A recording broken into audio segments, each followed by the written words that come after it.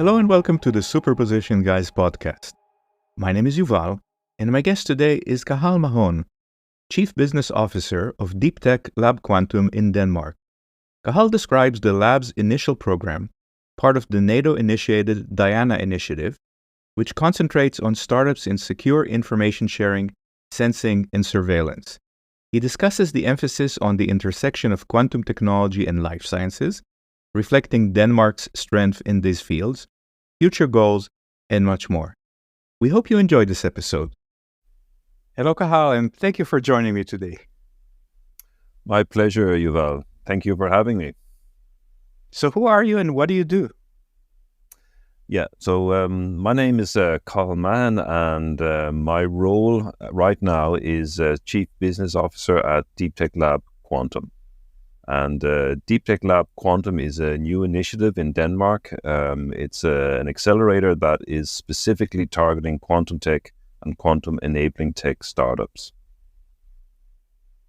Are you focused on a particular branch of quantum, say computing or sensing or communication, or just any company? And related to that, is it just focused on the Danish ecosystem, or can any European or any global company apply?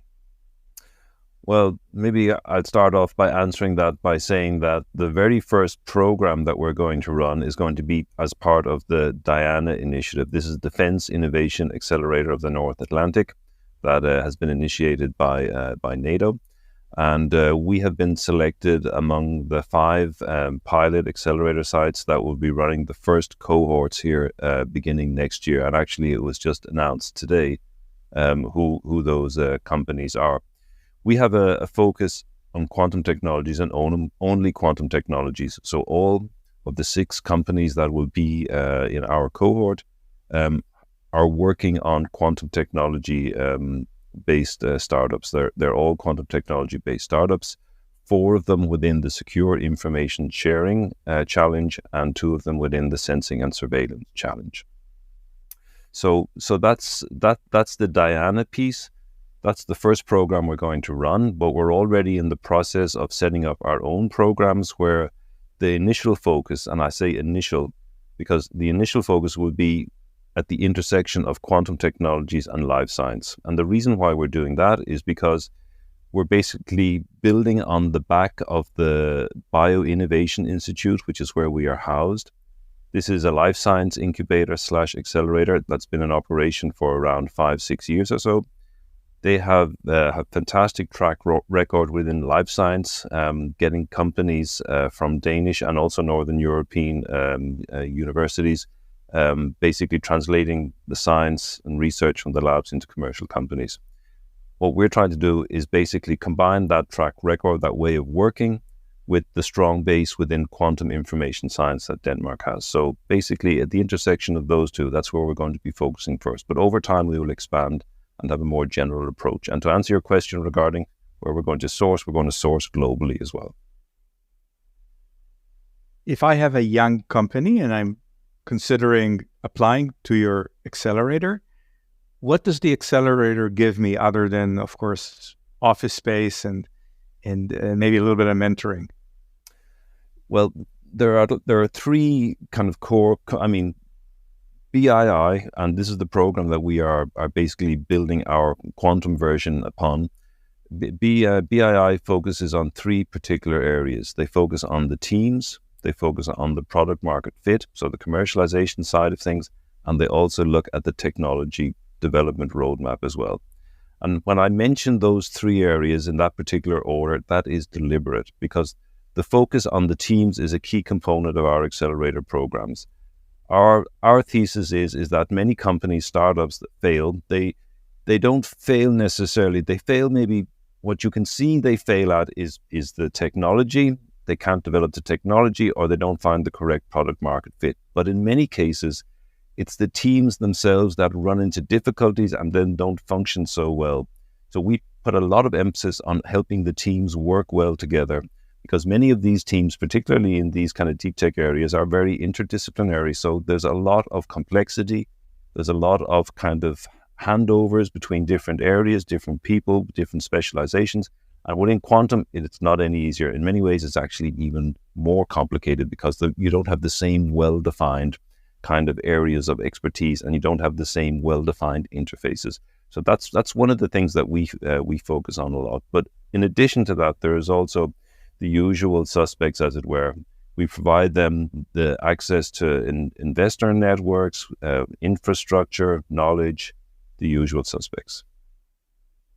It's very interesting that you mentioned the teams. Would I be correct in assuming that in quantum, it's really often university professors or scientists that maybe this is their first venture into business, as opposed to more experienced entrepreneurs that decide to go into quantum? I mean, it's hard to generalize, but I think if you just look at the 400, 500, 600 startups or quantum tech startups that are out there, I think you will find that the vast majority of them are basically based on work coming out and teams coming out primarily out of universities. That is true. Although over time this will mature, as we have seen within the life science space as well. But right now, it's very, very research or academic based, very, very heavy on that side. And to be perfectly honest, it's also departments. I mean, physics departments compared to some of, say, within life science. I mean, a lot of the life science departments, faculties, they already have an interaction with industry. They're aware of the potential applications of their research. This is perhaps a little bit not as well developed in the context of physics departments and quantum. It is changing, of course, but we're at a relatively early stage in that process. If you think 3 years into the future, what does success look like for the DeepTech Lab Quantum, and what does success look like for the DIANA incubator 3 years into the future? Okay, if we take DeepTech Lab Quantum, one of the metrics that I have hanging up on my wall here is basically the success that the Bioinnovation Institute has had within the life science area. So basically, they have, within a period of 5 years, they have put almost 100 companies through their programs. They have provided them with seed funding of the order of 80 million euros, but these companies have collected collectively 5.5 times as much as that afterwards in terms of private or public sector funding. So that is the bar that I am thinking in terms of and aiming for. It's also a more immature space, so it's probably not likely that we're going to hit it, at least not initially, but that is what we're targeting. So basically, in 3 years from now, we should have put at least 40 or so, 30 to 40 companies through our program, and they should have attracted a substantial multiple in terms of public-private funding on top of what we have provided them in terms of our convertible loans. So that's basically success for the DeepTech Lab Quantum. As far as DIANA is concerned, in 3 years from now, then we're at full operational capacity. At that point in time, we will have at any given time 20 startups going through the programs, the DIANA programs, and they will all be within quantum. That is our focus, and that is our target to reach full operational capacity at 20 at any given time. I have a question on the DIANA accelerator. You mentioned it's related to NATO. Does that also provide companies a test bed or preference to go and test their products in the NATO context, or is it just funding and NATO said, well, we think that sensing is important, so let's take a few sensing companies? So no, there's a plethora of test sites as well as part of the DIANA network. There are at this point in time over 90 and counting. 4 of which are based in Denmark. But the whole idea is basically to access the full capability of the alliance and all the test facilities that are available. But I think it's also important to emphasize that the whole overarching objective of DIANA is to tap into the innovation that's happening within these emerging and disruptive technologies in these early stage startups. the whole idea, as I said, is basically to tap into companies that don't maybe necessarily think in terms of defense and security as a potential market. And that is the whole idea, is to basically to tap in there to provide an opportunity for these companies to investigate whether or not there is a fit. And in that way, then they can open up a new market. And this is one of the key reasons why the NATO Innovation Fund has been established, so that this is an investment vehicle for investing in these companies once they reach a certain stage. And obviously, NATO Innovation Fund will syndicate with other for-profit, corporate and strategic investors. And the third component, of course, is this rapid procurement process. That is really, really key for the success of the whole DIANA initiative. It's very important that these companies have easy access to engage with defense and security customers, because they're already operating within the civilian sector. And if they don't have timelines that are comparable with their civilian sector customers, then that will be a barrier to engaging with the defense and security market. Tell me a little bit about the Danish ecosystem. As we go around Europe, I think we have several extremes. You have Germany, where there's a large amount of government funding, but perhaps not a lot of private funding. On the other side, there's Switzerland, where the national program is quite small, but there's very significant private funding for quantum. Where does Denmark fit on that scale? Well, Denmark is maybe even another kind of special combination as far as funding is concerned. The Danish government actually, as recently as this year, they published their two-part quantum strategy. Part one focusing on research and innovation, part two focusing more on the translation and commercialization aspects. The total funding that was made available was almost 200 million euros over a period of 5 years. So that's in the public sector context. In the private sector context, then in Denmark, there's the Novo Nordisk Foundation, which has taken a strategic position within the physical sciences in general, but within the field of quantum technologies in particular. The Novo Nordisk Foundation is a philanthropic organization with commercial interest, has sponsored basic research within life science for many decades now, and more recently has begun to expand or extend that to the physical sciences, in particular data science, but also quantum science. At the same time, they have also started, in addition to the basic research funding, they've also started funding translational research programs, mission-driven programs. And perhaps the most visible example of that is the Novo Nordisk quantum computing program. This is a 12-year program to build a fault-tolerant quantum computer that can solve a problem of commercial interest and relevance within life science by 2034. That is the stated mission. In the first phase, 200 million euros has already been allocated. And in the first 5 years, 3 modalities will be explored from the perspective of their suitability for scaling up to a full-scale quantum computer. So that's just one example of how the Novo Nordisk Foundation in many ways is also stimulating activities within the Danish ecosystem. And as I said, there are also other programs that they have initiated, challenges that they have had. There's also the Quantum for Life program. So there's a lot of programs that are focused on the translational aspect, and that has particularly been the case within the last 3 to 4 years or so. So that's kind of an interesting mix that you don't see in too many other countries. Perhaps in Sweden you have the Wallenberg Foundation, which have also gone in and supported quantum computing programs. But in Denmark, there's no doubt about it that this synergetic collaboration between the Novo Nordisk Foundation and the Danish government is very beneficial for the Danish ecosystem in quantum. Maybe I should have asked it at the beginning, but could you tell me a little bit about your background and how you got involved in these programs? Well, my background is actually background in physics and in engineering, and in the context of quantum or practical quantum applications, that's actually, I find, a very useful combination, because it gives me an understanding of the physics and how the physicists think. It also gives me an understanding of the engineering challenges and how the engineers think as well. My background is primarily within telecommunications and optics, fiber-based communication systems.